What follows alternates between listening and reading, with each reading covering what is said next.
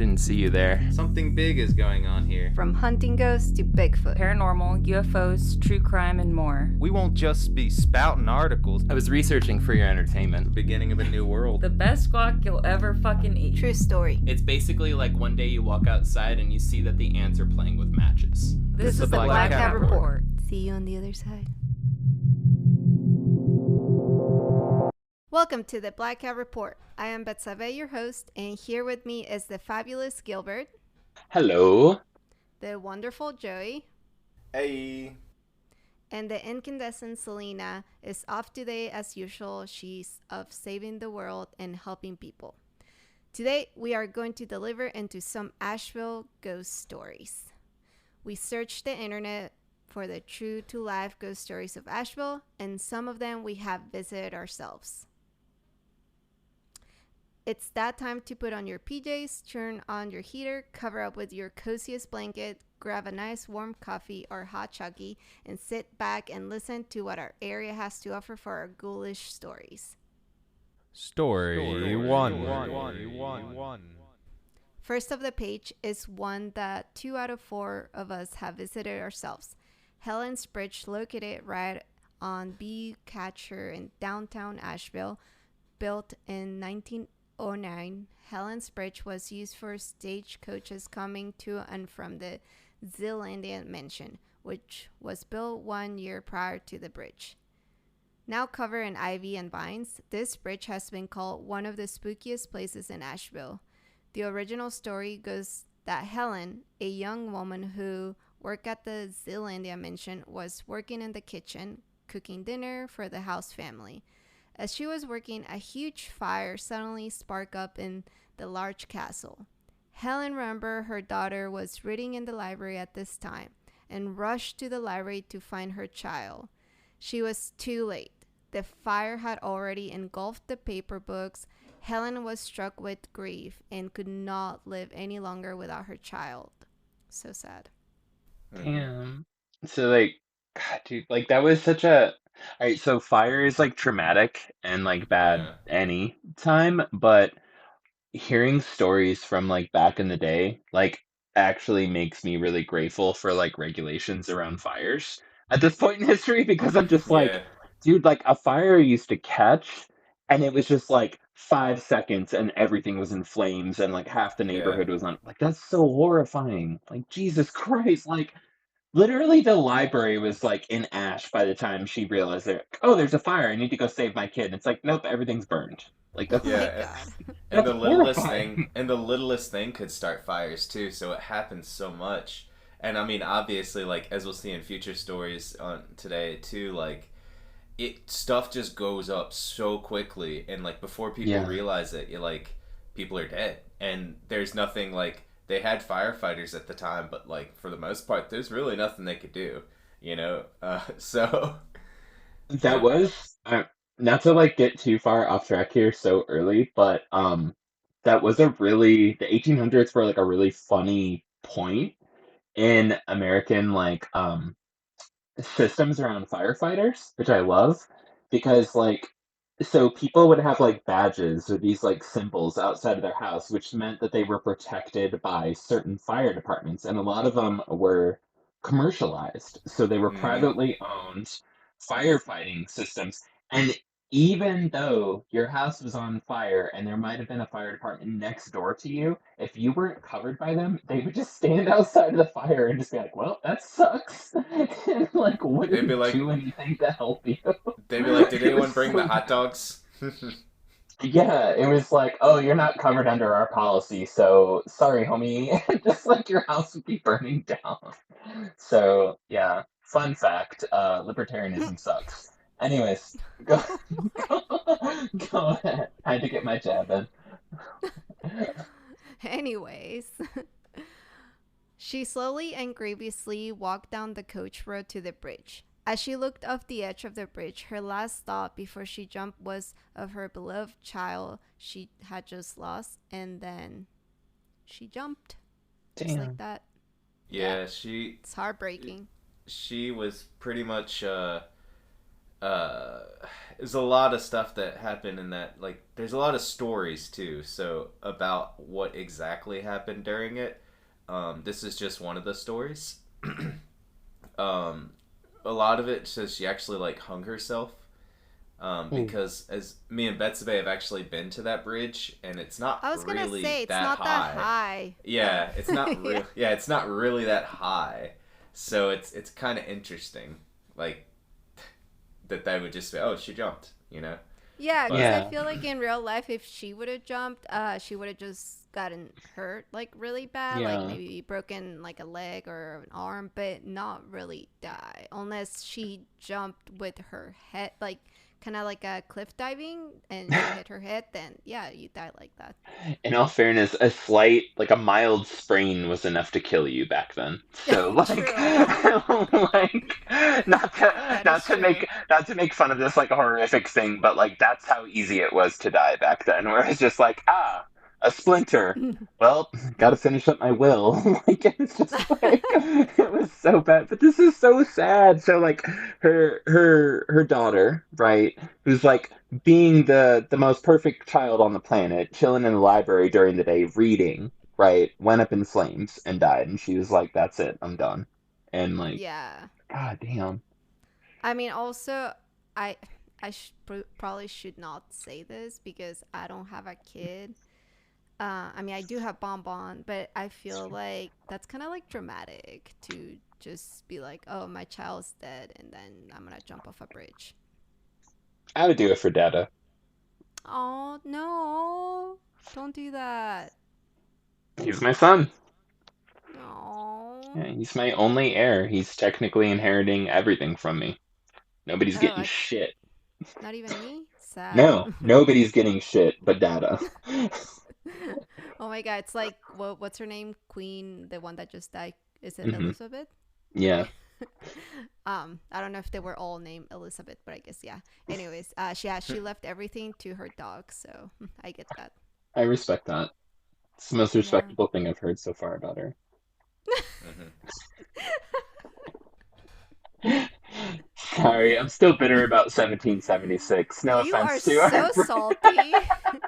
You're like super salty today or this whole week. I know it hasn't been your week. It's not been my week, my month, or even my year. Um, Yeah, I feel it. I Mhm. can sense the saltiness. okay. Mm.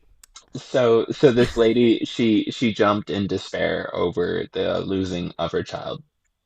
Yeah. Yes. So actually, like many people have said that they have seen orbs or heard things as they went up during the night hours. And Joey and I went up there during dawn hours, and we could feel like the hair standing up on the back of our necks and arms. Like it was pretty like I don't know. I would say like me personally, it just when you're somewhere and you kind of just like feel like sense some sort of like darkness in a way. Yeah. Like it was like one of those like places that you're just like, "Oh, something bad happened here," you know? Yeah. Yeah. You get the classic like hairs on the back of your neck are like Gerp, and you're just like, oh, this is something deeper in me that's like, nope, don't be here. Yeah.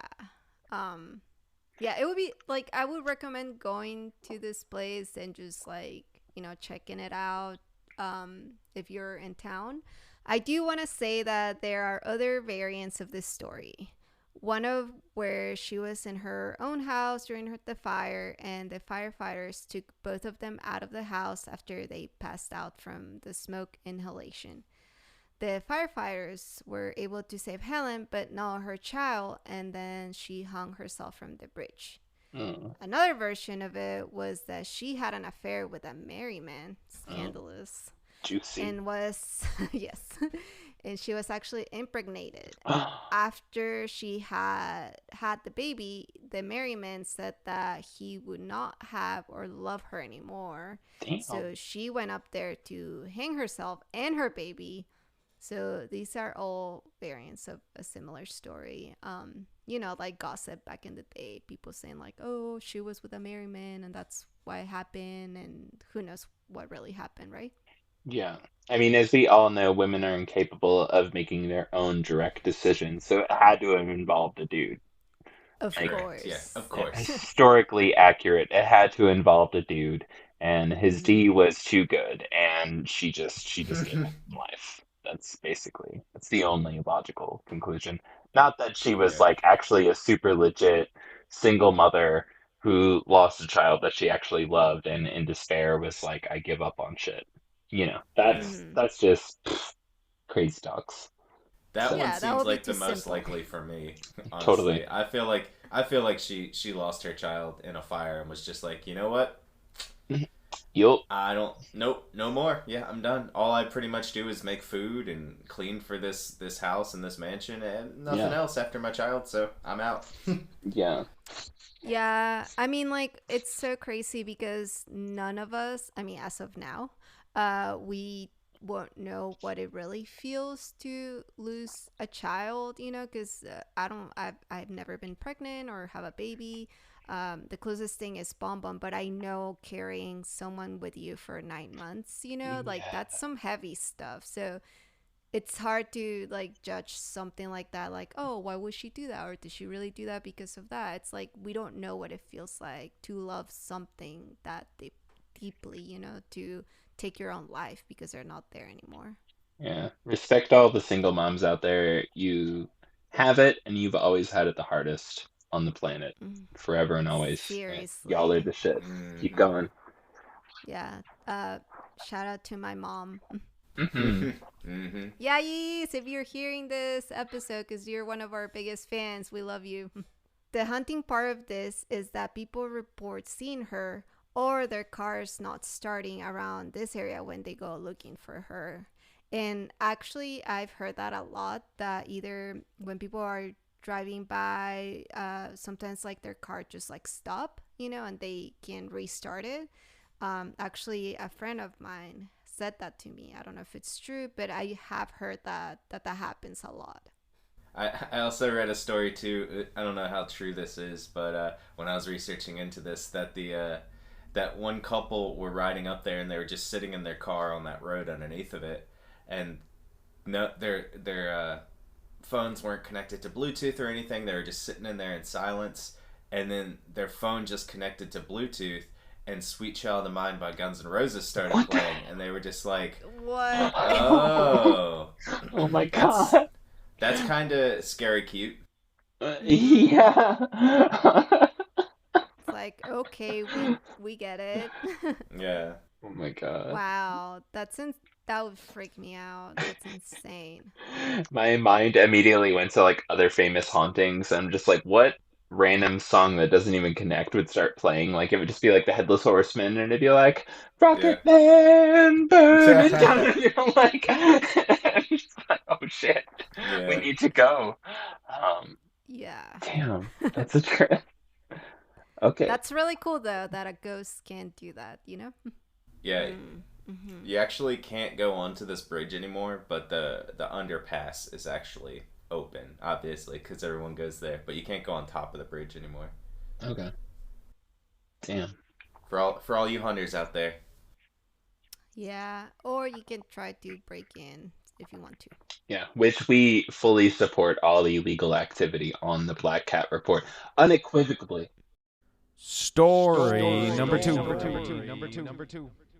So the next one is the hunting at Battery Park, one of my favorite places here in Asheville.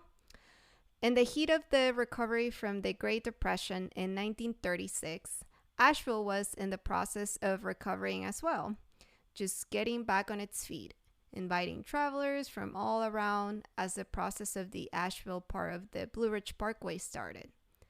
On a hot and dewy July 15 night, Helen Clevenger, another Helen, a 19-year-old NYU college student, traveling around the mountains with her uncle, William Clevenger. I think that's how you pronounce it.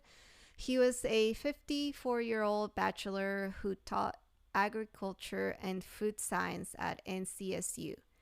At around 10:30, Helen retired to her room after having dinner with her uncle and some friends. The next morning, her uncle knocked on her door to wake her up for some breakfast. When she didn't answer, he opened the door and found her lying on the ground. Her striped PJs lined with blood. Her face had been badly beaten and gunshot wound to her chest. This poor woman had been murdered through the night. As a bellboy later noted, he saw a suspicious and mysterious man lurking around the hotel lobby. He said he fled the lobby and jumped 15 feet from the balcony down to Henry Avenue below and disappeared into the night. Yeah, pretty much Spring Hill Jack. Yeah, basically, Spring Hill Jack killed someone. I want everybody to know Yep. Spring Hill Jack is a goddamn murderer. And if you don't know who Spring Hill Jack is, we I will was gonna get say, I to don't him. know. Oh, we'll get to him. This notorious Yep. little bastard. So they actually they I read a lot about this guy that they said that they caught for killing him, Mm-hmm. killing her. The bellboy described him as a 5'9", 160-pound man that was mysterious and shady, skulking around the lobby, and then just ran out and jumped down the jumped off the balcony down to Henry Avenue and disappeared.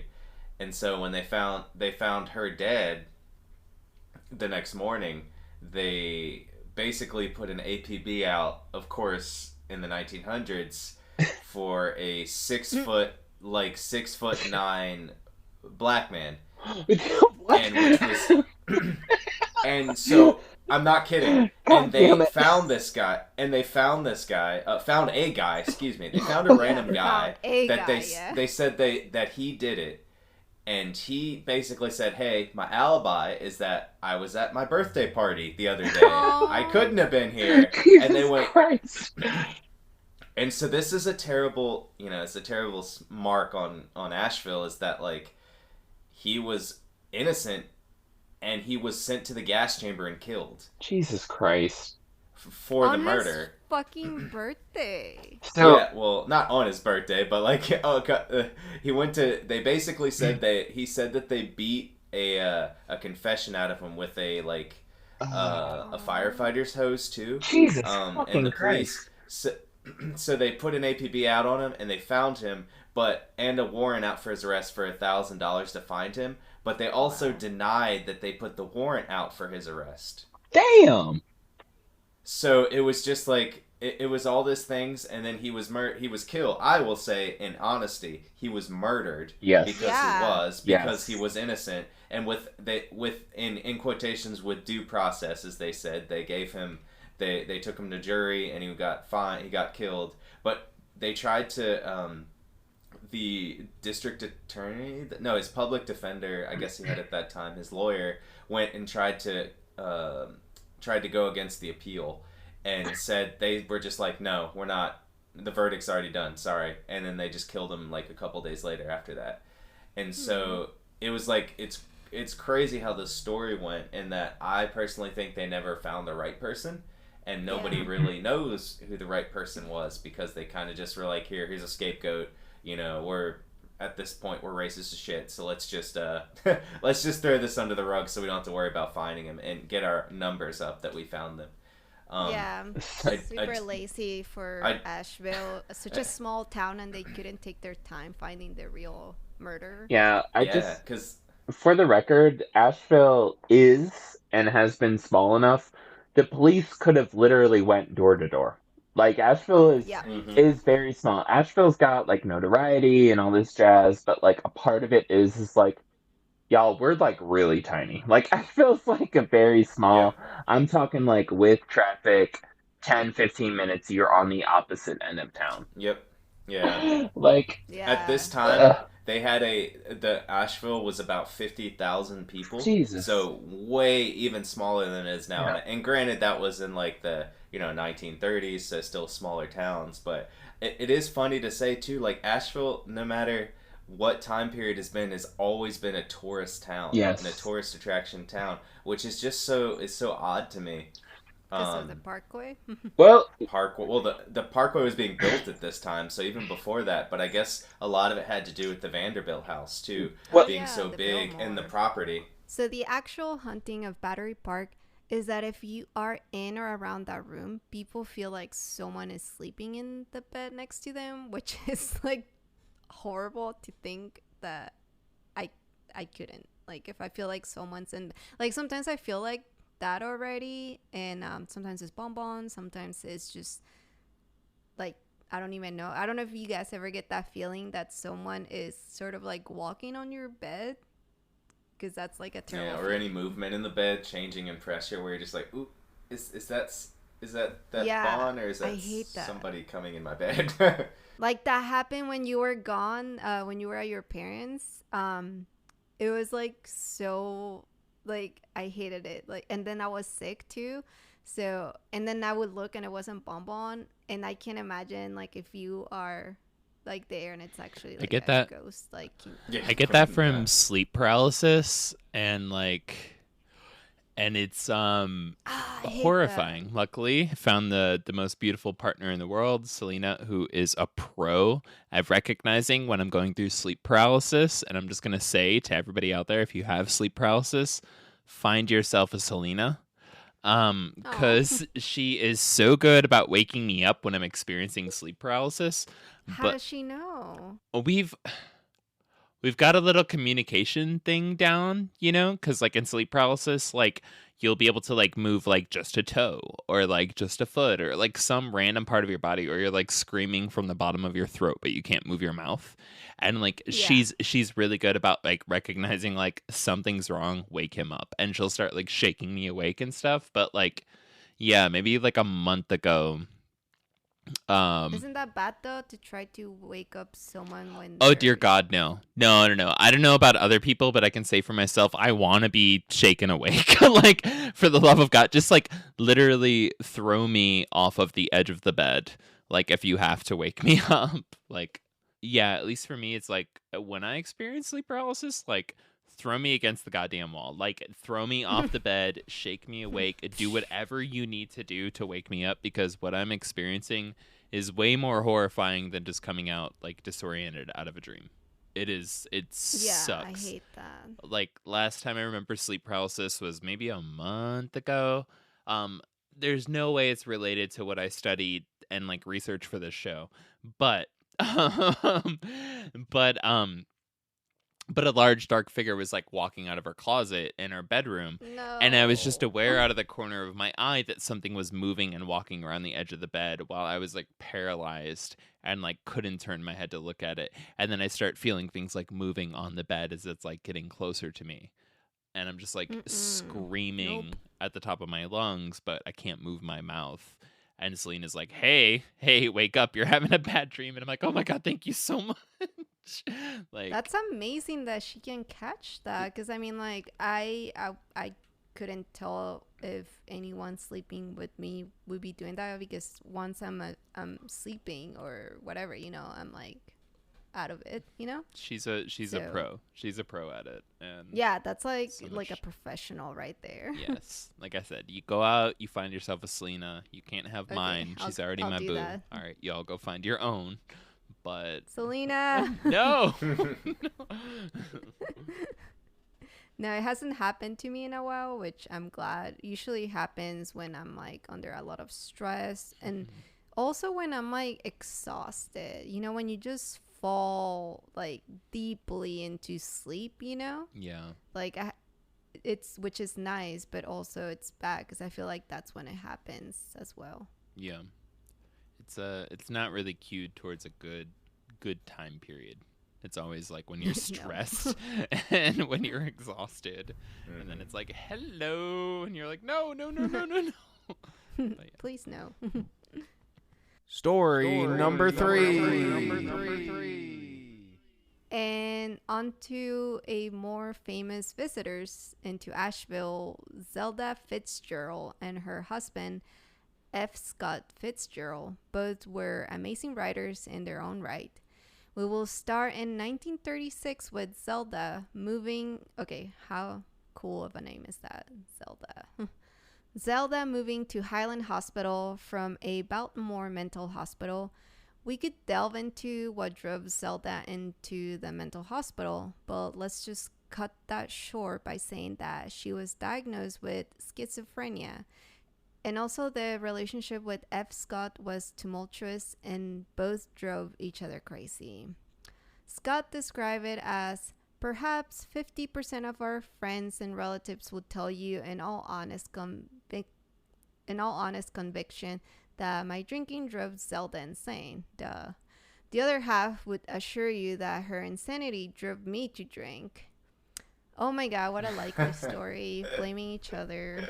Um, but yeah, like I heard that she was born with that in a way because her family, I think it was her grandmother or something, she experienced schizophrenia too, and I feel like nowadays they have found they found out that it is like something that it's passed along within families, um, Mm-hmm. which is pretty scary because you don't have control of it, and it just kind of happens.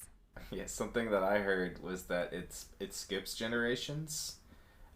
Because my grandmother had schizophrenia. My dad would tell me stories about how she would just start talking to people who weren't there. She would just hear a lot of voices, and she eventually was, I think, committed to a mental hospital for a little while. Um, and so my dad would always tell me like, hey, just make sure that it happened around, I think, 30ish, he said. So just like be careful, like if you start feeling things, feeling really weird, start hearing people talk to you, you start seeing, not really seeing things, but seeing something happen, and that makes you feel a little different, you should start, make sure you get that checked out. Because it is a very serious thing. So Yeah, same. It runs in my dad's side of the family. My brother had it, and like sometimes uh I can hear people talking, like, but it's like far away. Like sometimes I'll be like, "Hey, Joey, can you hear like a conversation?" And like I don't know, sometimes like even when I'm out with family or friends and like people are talking, sometimes I can hear other people talking, like like their conversations, but I don't know if it's like real people talking or I have really good ears, but I'll be at home and I can just hear like people talking to each other. I don't know. Yeah, it's pretty crazy. Not saying I have schizophrenia, but it does run in the family. Zelda would spend 9 years in and out of the Highland Hospital, which I honestly didn't know you could do that. But I guess if you go in voluntarily, you can go in and out. Anyways, from 1936 to 1948, she was in and out of the hospital. And in March of 1948, she was deemed well enough to be released from the hospital. She decided that she should stay a few more weeks to, make sure she was really ready to enter into society fully again. That's very mature of her to do that. So I feel like if you're in that type of mentality, that means that you are good because you're aware of that. So making to her what seemed like a smart decision just to make sure she was well enough to leave, it would turn into a grave decision. On the evening of March 10, 1948, a fire broke out in the central building of Highland Hospital where Zelda was staying. There were witnesses who say they could hear the screams of the women inside being burnt alive. That is so awful and terrifying. yeah. Like, just like hearing people scream when they're in pain, like, it's one of the worst things that you could listen to. Because they were in a mental hospital, most of the windows were locked and couldn't be opened. Oh my god. The other windows were bare with chains. The hallway doors were locked, and the wooden fire escape burned pretty much at the beginning of the fire. And also, there wasn't any sprinklers either, so that didn't help. Man, I look at this and like we just talked about how the fire codes are like a godsend Yeah. nowadays, but like think about somebody having a fire escape, and they're like, you know what, we should make this fire escape. We should make it wood, so if stuff does burn down, the fire escape's gonna burn too. So we can't even go down it. God. Yeah, seriously. Like, you would think, especially back in the day when they basically use fire all the time, you know, like for lights. Yeah. Wouldn't you think, hey, because of this, we have a lot of fires all the time and people are always dying because of that. So let's do something about it. But it took them forever to do anything about that. Even nowadays, I feel like we're still kind of like behind on it. I mean, look at our house. Like, if a fire catches, that's it, you know. Like, Like, hey, you guys. All right, first plan, let's get lead out of all the paint that's surrounding us. Second plan, yeah. let's not make our fire escapes out of wood. Third plan, maybe, and this is just going out here on a limb, maybe we should have a water system set up to put out fire when it starts. We're just spitballing And they're here. just like, fuck you, you're a witch. Yeah, just spitballing, just throwing some Fuck you, ideas you're a out witch. here. He's a witch. He's a witch. Send him to the fire. Yeah. No, Yeah. it's crazy to think about what the codes have done, and especially in what's in the mental hospital, Highland Mental Hospital, what was called at the time, was that they literally had so much stuff that could catch fire and no way out, because all of the places, you know, at a hospital like this, they're gonna lock the doors. You know, they're gonna have locks on the doors. They're gonna have locks on the windows. They're gonna have locks and chains. I mean, I think that's also weird. I guess they couldn't lock the window, but they had chains on some of the doors and windows. So these people, They're just like, God. They're just like, God damn it! Why do we only have origami art class? yeah, right. You're like, That's what she Yeah. was laughing about. but it's crazy to think that like there was no. I mean, I guess there was a way out to find them, but it was a wooden fire escape. So it's like this whole wooden house that's pretty much built like that, and then we're gonna put a wooden fire escape on it. It's like, why would you do that when none of the other doors and windows lock or unlock, so nobody can escape? Someone Yeah, I obviously mean wasn't they thinking. just threw it up. I mean, yeah. Yeah, thank God for architects nowadays that they actually think about stuff like that. You know, they nowadays, like, architects, they think about lighting, they think about colors, and they think about like how to make spaces more functional, you know, and if there's a fire, how to escape, you know? Like, back then, I think they were just trying to be artsy and that's it. As of today, the property is used as a recovery home for teens and young adults. Many people say that you can see the spirit of Zelda wandering the halls. Also, people have reported seeing her around the area, where she would take her many long walks around while she was a resident at Highland Hospital. Oh, Yeah. Zelda. For story. Let's jump into the next haunted story, the forestry compound of Asheville. This compound was constructed in 1898 and was built as the original Biltmore Forestry School. It was built on the Biltmore State property. George Vanderbilt brought in Carl A. Schenck, who was originally a forester on the Biltmore estate. After the school was opened, Schenck had many students who learned new techniques in sustainability, soil preservation, seeding and reseeding, and other techniques in Schenck's practical forestry methods. All was going well, but tempers flared in between Schenck and Vanderbilt. Schenck left the school in 1909. Huh. Yeah. Very interesting. Little history So lesson they- for the beginning of it. So Vanderbilt got shanked, and we. I would say that proceeded- Shank got shanked proceeded. originally. Shit, Shank got Vanderbilt. All right. Okay. So there was some beef on the property. Mm-hmm. Vanderbilt's all like forestry school, and Shank's all like shank you, and then like shank you later, and then like dipped out. Right? Yep. Is that what happened? Did Shank dip out? Shank did leave. Well, The school lasted 4 more years of graduating students, and in 1913, the school finally closed. After the school closed, the building was abandoned. It sat empty for years, or so many people thought. It was used for more nefarious uses. That's right. Its new nickname became the whorehouse. Damn. Yep. It moved Whoop, whoop. quickly. It moved quickly after this. Damn. Still dedicated to wood. Just moving Ah. along Yep. in concept.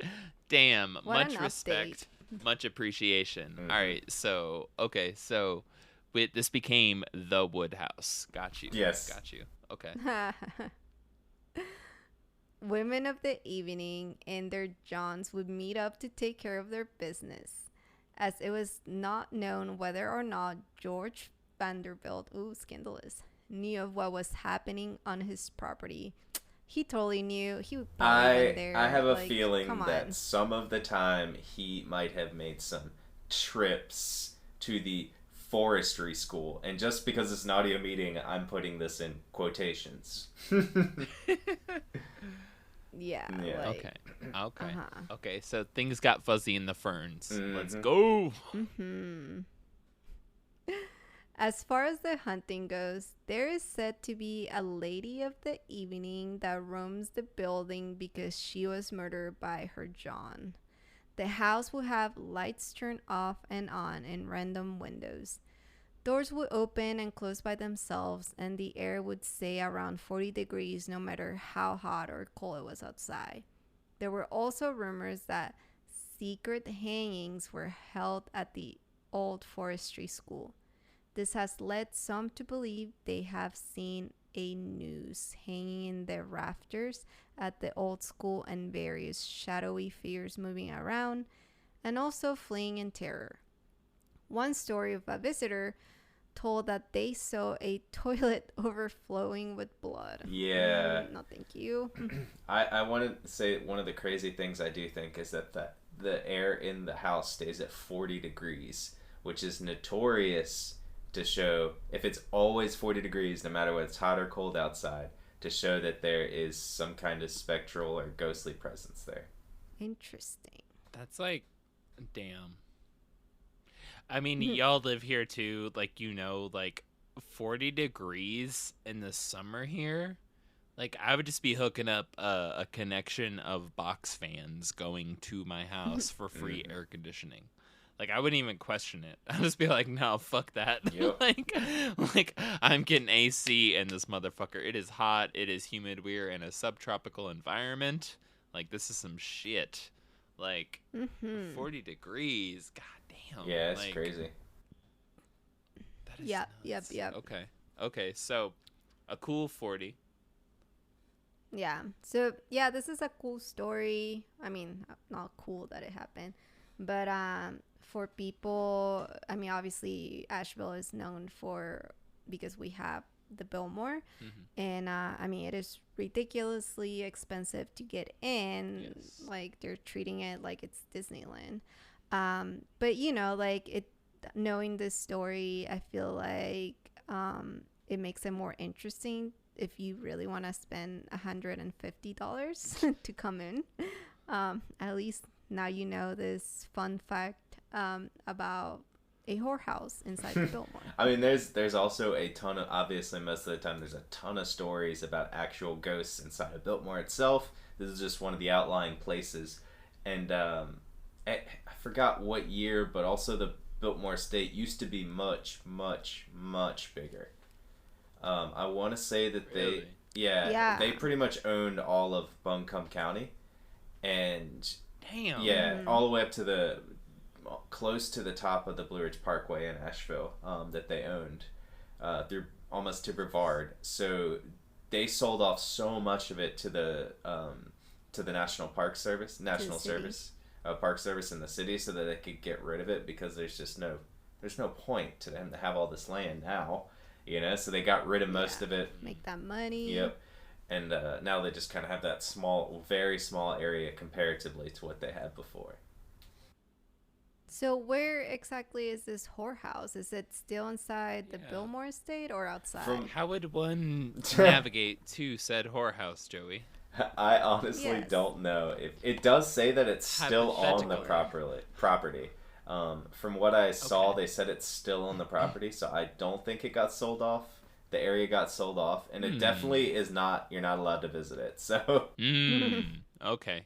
But How will you know that? but hypothetically, if one were to try to go to said house of the ladies of the night, how would they get there?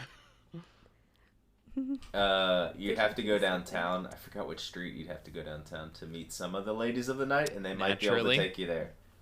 So Okay. Haha. Yeah. I don't know. This is not my expertise at the moment. I will have to. No.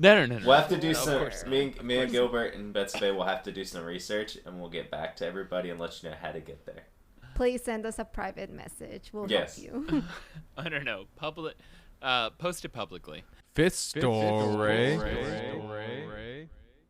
But one of my favorite ones and easiest to visit is the Basilica of St. Lawrence.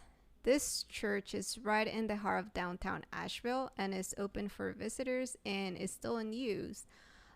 It's pretty funny because that street has like 4 churches, kind of like Starbucks in every corner. So this street is where you can find like 4 beautiful churches. But the basilica was designed by Rafael Gastovino, a Spanish architect who used the ancient building style of layered tile and mortar that was used in the Catalona region for centuries. Construction began on the basilica in 1905 and was completed in 1909. Sadly, Rafael did not live to see the construction complete. Sad. He died in 1908, 1 year before complete. Oh my Yeah. God, really? He died in 1908, 1 year before completion. Before he died, his last request was for him, his wife, and son to be buried inside the basilica. His request was granted and he was interred inside the halls. However, due to the law changes before his wife and son died, they were not buried there. They were buried in a cemetery close to the church. That is really messed up.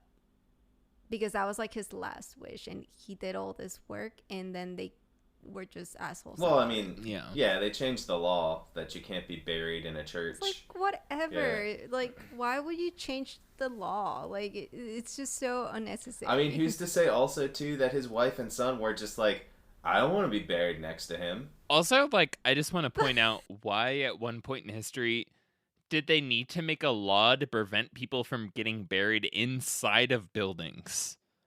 Yeah. Like Yeah, that's yeah. that's a whole nother like rabbit trail we need to go down, which is like, wait, this wasn't important enough that Yeah. they needed to pass a law to keep people from getting literally being buried inside of buildings. Like they're like, this is a problem and that's why you should elect me. Like, why did this happen in history? Yeah, I don't know. Well, probably because of this they motherfucker. started. No. Well, they probably started seeing like a lot of like ghosts, and they were like, "Oh shit, maybe we need to stop." These ghosts should be doing this outside. because Yeah. Yeah, Yeah. they need to be. I ain't in the- paying just heating like bells for these ghosts. Hunting the church. and- yeah. On the hunting part, many people who congregate there have reportedly seen ghosts wandering the halls. Obviously, a priest is reportedly one of the ghosts that is said to be appear greeting and saying parting messages outside the chapel. One of the ghosts that reportedly is hunting the halls is the ghost of designer himself, Rafael Gastovino. I guess as he hunts, he gets to finally see his design finish. I love that. Good for you, Rafael. Either that, or he's in like some sort of like holding pattern where he only sees the how it as it was built when he died. Oh. Oh, That don't would be say terrible. that. I was thinking about it as I was reading about it, and I was just like, I do want to hope that he finally gets to like just walk the halls by himself and just see like, man, I created this, I'd love to see this. Yeah. Or and then a part of me was just looking at it being like, but what if he's sitting there just seeing it continuously not complete?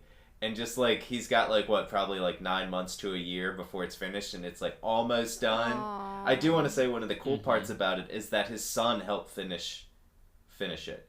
So like when Okay, that's dope. Oh, good. Raphael Yeah. Jr.